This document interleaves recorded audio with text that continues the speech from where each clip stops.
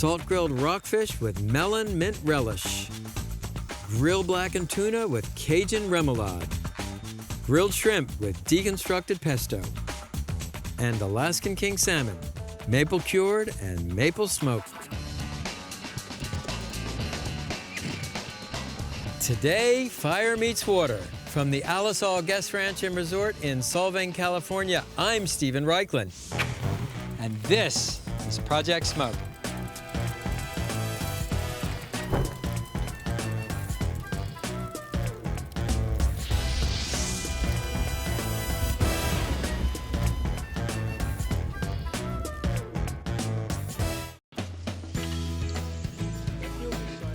Are we getting close? This is a rockfish caught right here in Santa Barbara. I am feeling love from the sun here. And they're clean. Yep. Most of the dishes and menus in Project Smoke are carefully planned long ahead of time. This one happened this morning. Our fish supplier brought in rockfish. It's a delicate white flesh fish, very fine flavor. The relish is all about sweetness. Sweetness of the melon, the kind of freshness of the mint, fruity and salty. It's what characterizes this rockfish dish. They say that fire and water don't mix. I beg to differ. Here on Project Smoke, we love to blast seafood with live fire and wood smoke. This morning, we scored these beautiful Santa Barbara rockfish, each one about 2 pounds. And the first thing you want to do, make 3 slashes through the side of the fish to the bone. This helps the fish cook more evenly. Now, season each fish with coarse sea salt and freshly ground black pepper.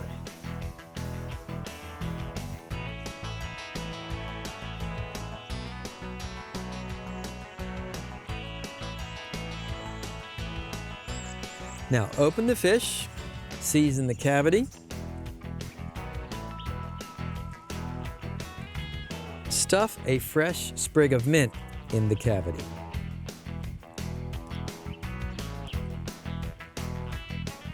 Last step, want to drizzle some extra virgin olive oil over the top of the fish.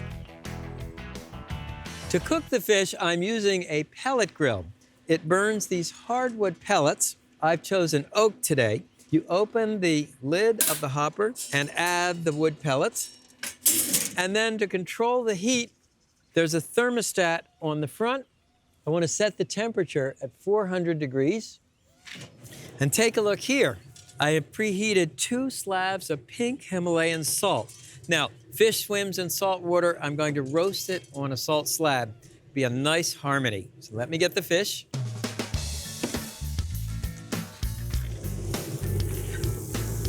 And you hear that inviting sizzle?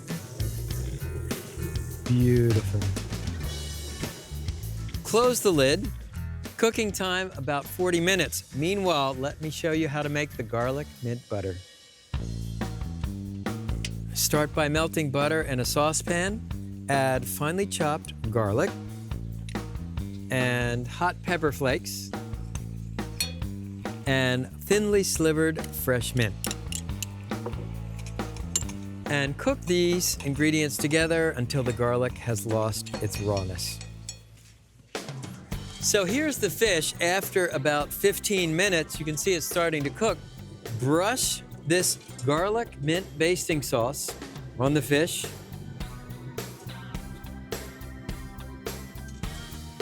And we'll baste a couple more times during the cooking process. But you have one more thing to do, and that is prepare the melon mint salsa. Start with a combination of ripe honeydew and cantaloupe melon, cut into 1/4-inch dice. Then add diced cucumber, finely chopped jalapeno chilies, red onion, which adds a great flavor and beautiful color, brown sugar for a little sweetness, chopped candied ginger for spice, fresh mint to pick up the mint flavor in the fish, and finally, freshly squeezed lime juice. The beauty of this salsa is its freshness and spontaneity. Gently stir the ingredients to mix. let's take a taste.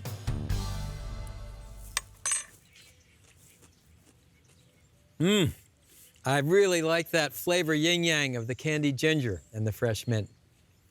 All right, take a look. Is that awesome or what? So how do you know when the fish is cooked? Well, first of all, you can see the meat is pulling away from the bones in that slit, and then you use the flake test. You just press the fish, you can see it breaks into clean flakes. Remember, these salt slabs are going to be hot. Put on grill gloves.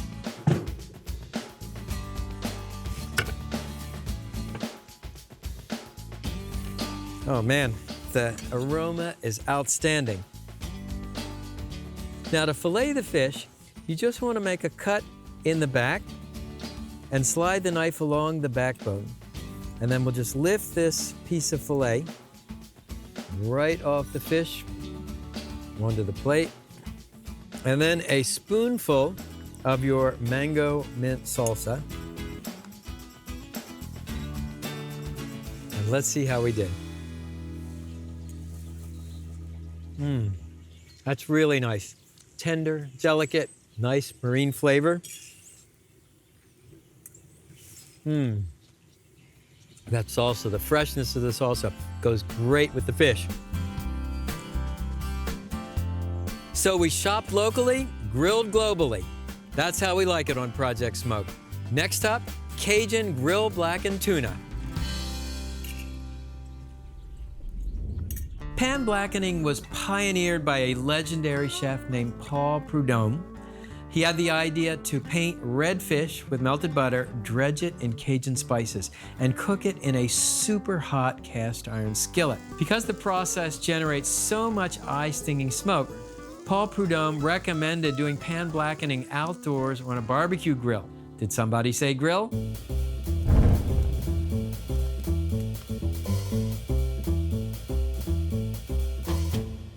Up next, steak. Tuna steak, that is. Blood red and served rare, just like beefsteak. Today, we're doing it Cajun style with blackening spices and remoulade sauce. Up first, the rub. It starts with coarse sea salt, sweet paprika, 3 kinds of pepper, freshly ground black pepper, white pepper, and cayenne pepper for heat. Then ground thyme, and filet gumbo, which is ground sassafras leaves, a traditional Cajun flavoring and thickener. Ground bay leaves, onion powder, and garlic powder. Now mix the ingredients for the rub with a fork or even with your fingers. I like the finger method because you can break up any lumps in the onion or garlic powder. For tuna, we scored a beautiful ahi tuna loin. And the first step is to take off the skin. So to do that, you just grab a little piece of the skin in the corner, and with a sharp knife, you rock it back and forth, pinning the skin between the cutting board and your knife. You want to cut the tuna loin into 6 steaks, each about 3 fingers thick. So the easiest way to do that is to first cut the loin in half, and then cut each half in thirds.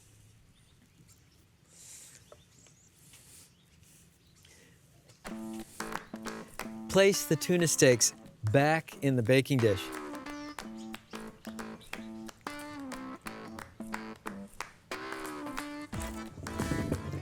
Now season the tuna steaks on both sides very generously with the blackening rum.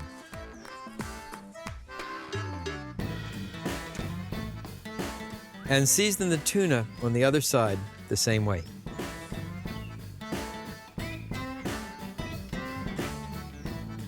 Let the tuna steaks marinate for about 15 minutes in the refrigerator while you make the Cajun Remoulade. Cajun Remoulade is one of those explode in your mouth with flavor sauces, starting with mayonnaise, and then grainy mustard,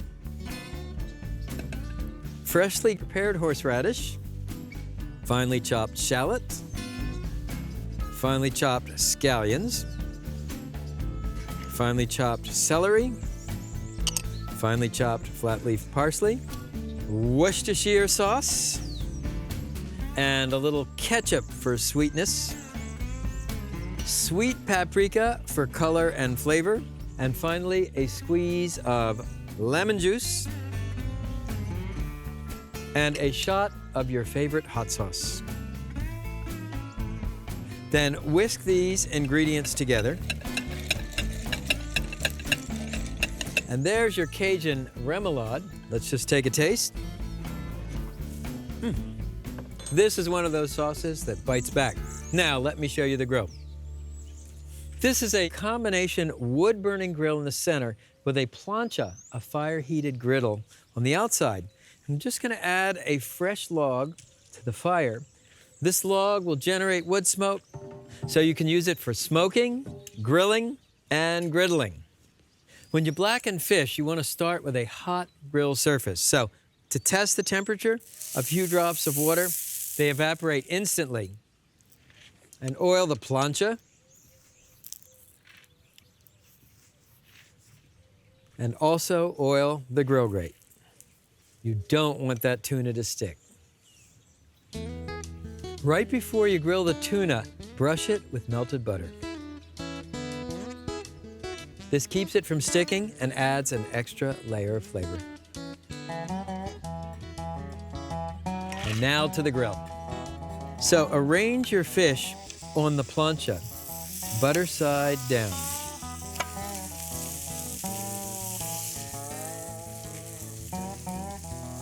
Then brush the tops of the tuna with melted butter.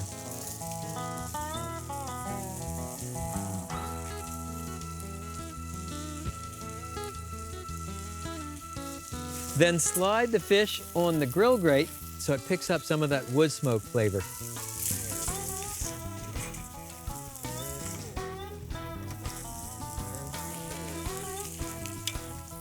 Then turn the tuna back over to sear the other side. Wow. Look at that beautiful black spicy crust. And then once again, back over the fire to absorb some of that wood smoke flavor. Take a look at the side of the tuna here.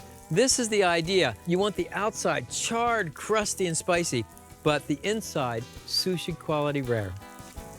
So we'll just take the tuna off.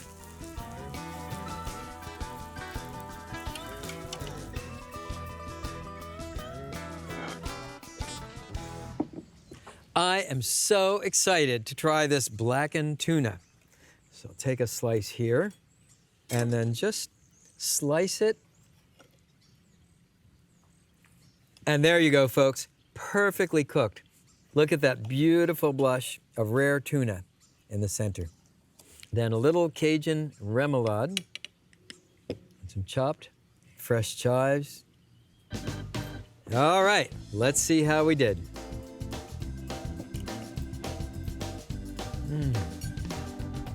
Wow, electrifying spicy crust, beautiful rare tuna in the center.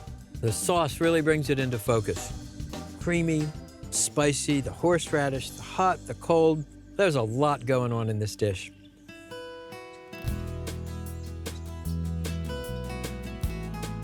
This dish pays homage to one of my barbecue heroes, a guy named Chris Schlesinger. So Chris had the idea to do a deconstructed marinade. That is, you grill the shrimp or other proteins simply.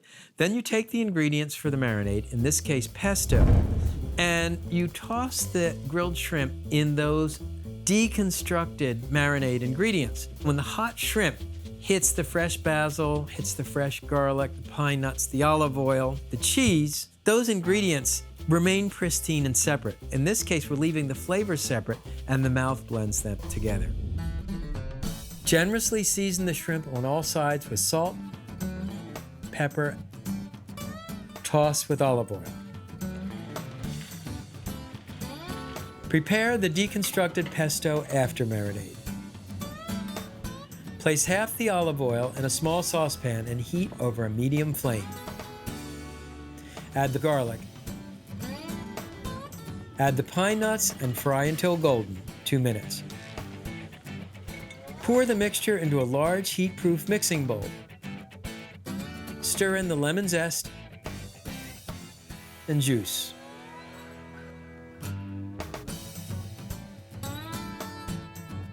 Set up your grill for direct grilling and preheat to high. Arrange the shrimp on the grate and grill until sizzling and brown on the outside and cook through about 2 minutes per side.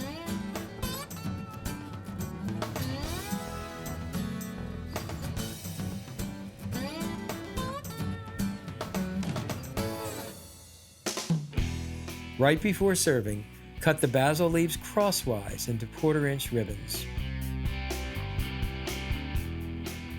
Stir the hot shrimp and the basil leaves into the pine nut, garlic, lemon mixture in a large bowl and toss to mix.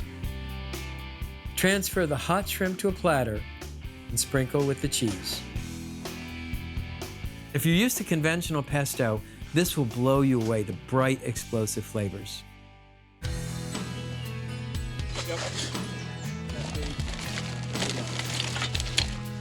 First one I'm gonna... So just clear up a bit for your cameras. From Alaska to Nova Scotia to Norway, smoked salmon is a constant on the world's barbecue trail. Here on Project Smoke, we give it a New England twist, and we do it on a grand scale.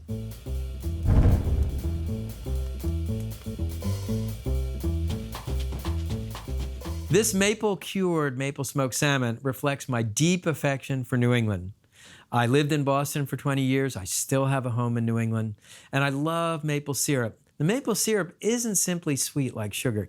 It has this incredible aromatic flavor, and it goes great with the richness of salmon. It starts with a gorgeous 3-pound Alaskan wild king salmon fillet. Run your finger over the fillet, feeling for any pin bones. And when you feel the ends of the bones, use needle nose pliers to pull them out. You know my feeling about salmon. If I can't get it wild, I prefer to wait until I can.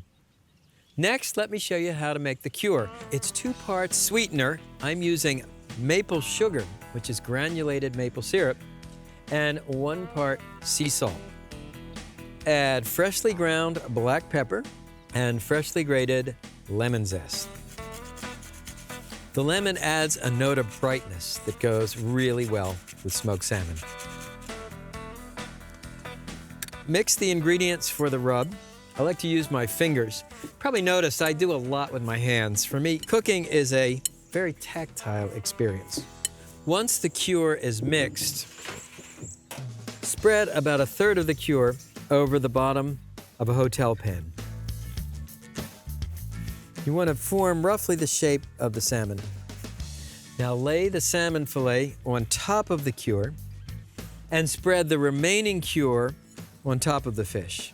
The cure serves 2 purposes.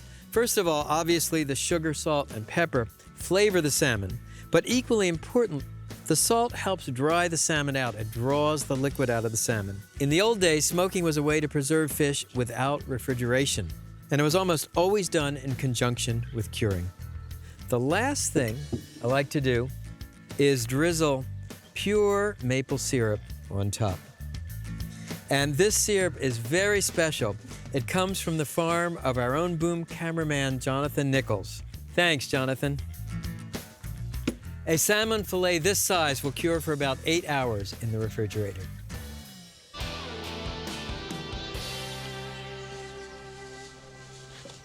Here's what the salmon looks like after it is cured for 8 hours. You can see the salt has drawn out a lot of liquid, and if you feel the salmon, it actually has a different consistency. It's much firmer. Rinse off all of that excess cure in cold water. And we'll lift it up, we'll let it drain. Then lay the salmon on a wire rack. Blot the fish dry with paper towels.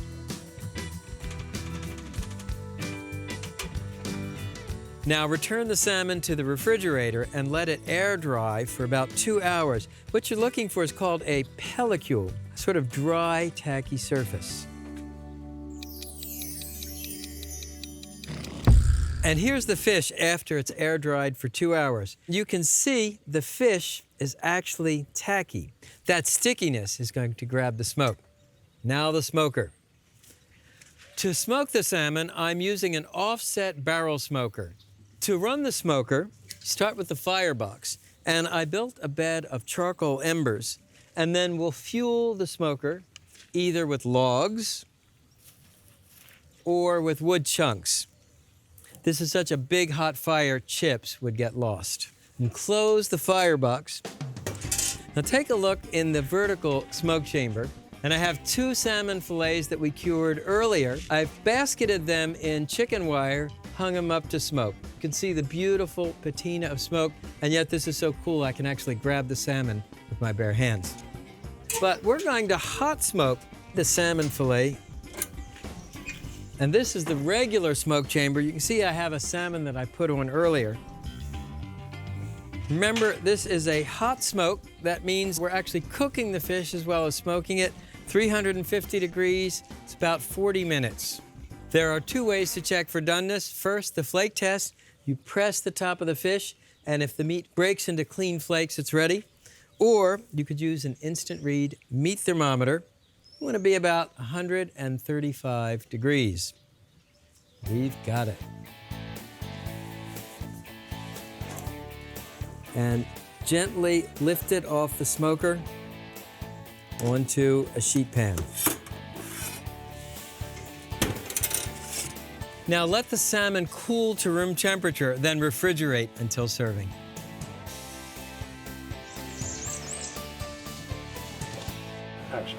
Okay, folks, here's the smoked salmon, and I am a happy man. We'll take some toasted rye bread and spread it with creme fraiche,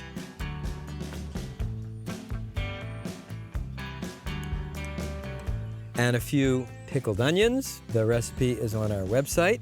And now that gorgeous fish. And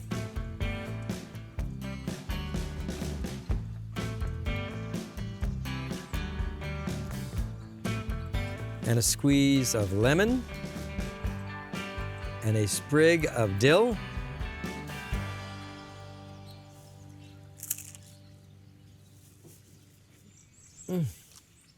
Oh man, this is really incredible. The fish is smoky, but still moist. That nice sweet maple flavor. Then you got the pickled onions, the dill, the creme fraiche. This is outstanding. Salt slab grilled rockfish, grilled shrimp with deconstructed pesto, Cajun grill-blackened tuna, and maple-cured alder smoked king salmon. I hope you've enjoyed our show, Fire Meets Water. Join us next time on Project Smoke. So, Steven. Yes, sir. Excellent on your intro, one take. They call me Run Take Raichlen in the business. Pretty. So he's got the spiky guys. Don't mess with the rockfish. He's not getting any. He's a vegetarian, but he's not getting All any. right, this is an exciting trick I'm about to learn. Ready? Okay. And action. Now.